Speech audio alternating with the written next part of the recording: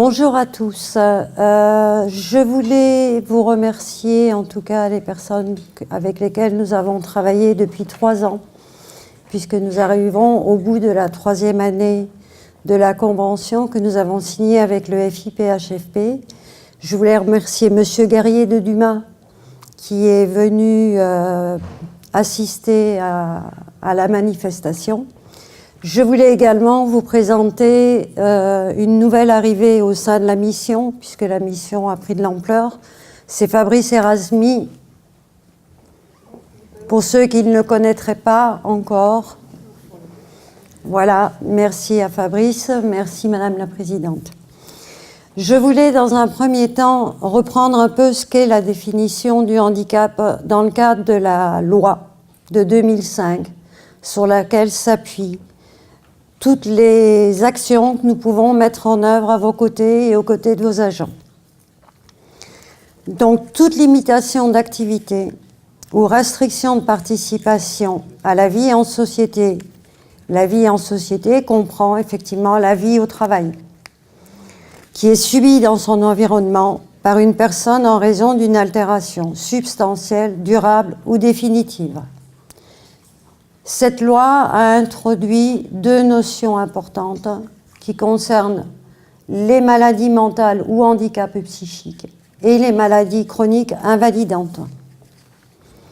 Qu'est-ce qu'on appelle une limitation d'activité? Effectivement, on est dans le cadre d'un emploi. C'est les difficultés que la personne peut rencontrer afin de se maintenir dans son emploi, d'effectuer les tâches qui lui sont demandées de par sa fiche de poste. Je ne sais plus, c'est celui-là. Je ne suis pas douée. Ah voilà, ah c'est bon. La compensation, le FIPHFP, le Fonds pour l'insertion professionnelle des personnes handicapées dans la fonction publique, peut prendre en charge des aménagements de l'environnement de travail afin de compenser la situation de handicap de la personne à son poste de travail. J'ai mis un petit rappel juridique, puisqu'il est obligatoire d'aménager un poste de travail. L'avis de restriction du médecin du travail implique un aménagement, quelle que soit sa nature, et s'impose à l'employeur. Je vois que Maître Garot fait oui de la tête. Donc, bon. J'ai eu quelques dossiers. Ouais. On relie un peu avec la médiation préalable obligatoire dont tout le monde, je pense, a entendu parler, puisque certains critères correspondent justement à cette obligation d'aménagement. Le caractère raisonnable d'un aménagement s'appuie sur 3 critères. Le coût qu'il représente, on en a parlé par rapport au télétravail tout à l'heure, la taille et les moyens de l'établissement, et la possibilité d'obtenir des aides d'un fonds public, et notamment du FIPHFP. Un petit rappel rapide, on l'avait déjà vu lors d'un dernier colloque, mais quand même pour mémoire, c'est important de se rappeler que beaucoup de personnes ont une situation de handicap par rapport à un contexte donné, restriction d'activité, de participation à la vie en société.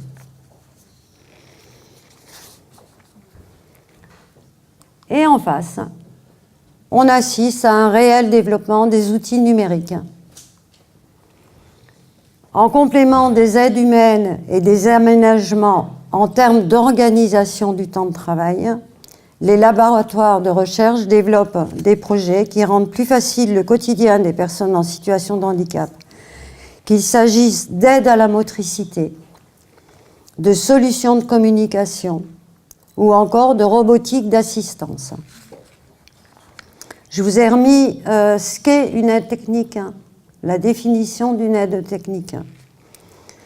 Il faut donc faire du numérique une chance afin de pouvoir compenser les situations de handicap, les restrictions d'aptitude. J'ai repris par typologie de handicap un petit peu les aides Alors, ce n'est pas exhaustif, hein, parce qu'il y en a beaucoup, mais ce qu'on peut imaginer mettre en place. Handicap auditif. Nos collègues de l'ARIEDA ne sont pas encore arrivés, mais ils vont arriver en fin de matinée. Ils pourront vous présenter du matériel adapté. Je vous ai listé la prothèse auditive qu'on peut maintenant gérer et évaluer à distance. Les boucles magnétiques, les amplificateurs individuels, une personne dans la salle en bénéficie. Les plateformes de communication, synthèse vocale et les applications Android que les personnes malentendantes peuvent installer sur leur téléphone et leur permettant d'être en communication avec des personnes entendantes. Handicap visuel. Là aussi, je laisse des professionnels de la déficience visuelle vous apporter plus de compléments d'information. Ils sont à droite, là-bas au bout. Je vous les ai mis dans le désordre, puisqu'on sait que toute typologie de handicap va du plus léger au plus profond, au plus lourd. Les blocs-notes braille, les alarmes d'obstacles. Je ne vais pas tous vous les relire, parce que, voilà, vous pouvez lire, je pense. Mais FAF est à votre disposition pour vous donner un peu plus de détails éventuels. Et j'ai appris quelque chose, ce que je tiens dans la main. La télécommande. Elle a d'abord été imaginée pour les personnes à mobilité réduite. Maintenant, qu'est-ce qu'on ferait sans télécommande? Donc, il y a des claviers à touches adaptés, des souris verticales. Là, nos collègues d'Espergo, qui est un fournisseur de matériel ergonomique avec lequel nous travaillons, a amené pas mal de matériel. Là aussi, vous pourrez les voir. Et on peut aller jusqu'à l'exosquelette qu'on avait présenté il y a 2 ans lors du colloque. Plus compliqué, le handicap mental. Je me suis permise de vous remettre une définition du handicap mental. On en parlera ou de déficience intellectuelle ou de handicap cognitif. Alors tout à l'heure, on a parlé de la géolocalisation. J'ai dit, oulala, géolocalisation. Et pourtant, pour des personnes qui ont des difficultés dans le repérage dans l'espace, une tablette avec un logiciel va lui permettre, par exemple, de pouvoir placer le marché de sa commune. On a été en difficulté par rapport justement à un agent qui avait beaucoup de mal à se repérer et à repérer les places identifiées pour installer les forains du marché. Qu'est-ce qu'il y a Donc c'est différent du contrôle du temps de travail là, hein, pour le coup. On est assez vigilant sur l'installation de ce type d'appareillage auprès des personnes en situation de handicap et de leur bonne utilisation par les uns et les autres. Le handicap psychique. On parle de maladie mentale. C'est pour ça que je me suis permise de vous remettre les définitions des 2 typologies du handicap parce que je pense que c'est important. 1/3 de la population connaîtra un trouble psychique au cours de sa vie. Et donc, les relations au travail sont parfois très compliquées. Les troubles du comportement peuvent déstabiliser un collectif de travail. Je vous ai indiqué quelques outils permettant de pallier aux difficultés que ces personnes peuvent avoir en termes de concentration, de troubles de la concentration ou de fatigabilité.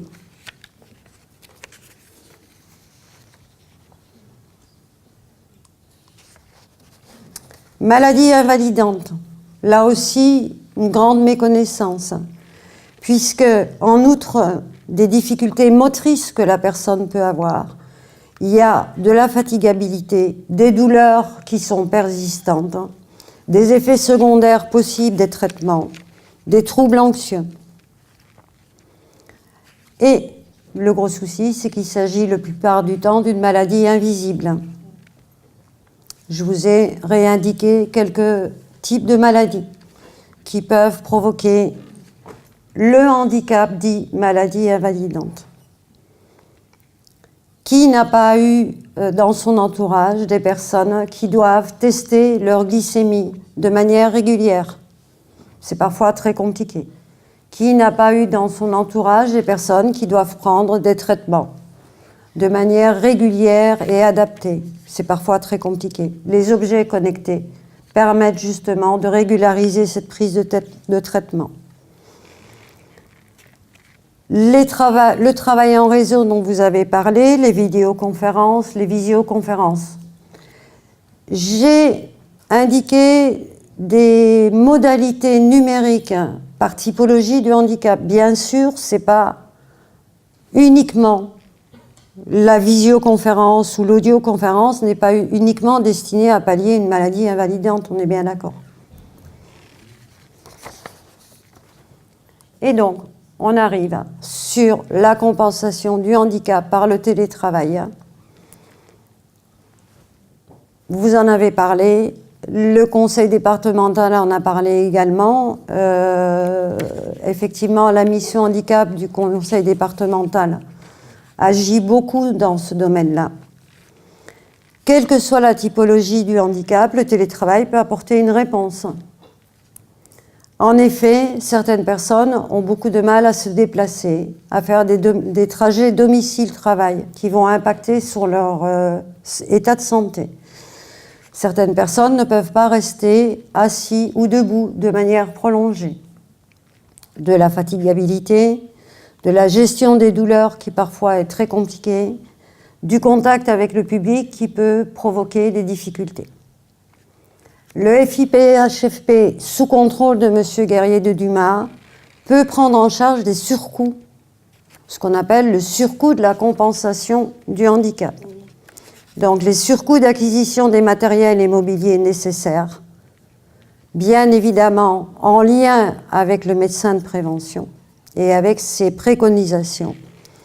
Les aménagements nécessaires à l'exercice sécurisé de l'activité professionnelle, les études externes, c'est-à-dire par des ergonomes, préalables pour l'aménagement du poste de travail, vous en parliez tout à l'heure au niveau du conseil départemental, difficulté d'aménager le poste à domicile de la même manière que le poste au travail. Les coûts d'abonnement et de maintenance. On n'en a pas encore mis en place du télétravail.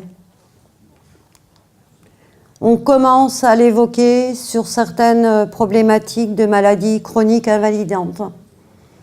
Hier, j'étais dans une collectivité où on commence à en parler. Effectivement, c'est compliqué à mettre en place, parce que ça oblige la collectivité et l'établissement à repenser toute son organisation du travail. Donc voilà, on commence. Je vous remercie pour votre écoute. On est à votre disposition, Monsieur Erasmi et moi-même. Vous avez nos coordonnées. N'hésitez pas. Merci beaucoup. Merci beaucoup.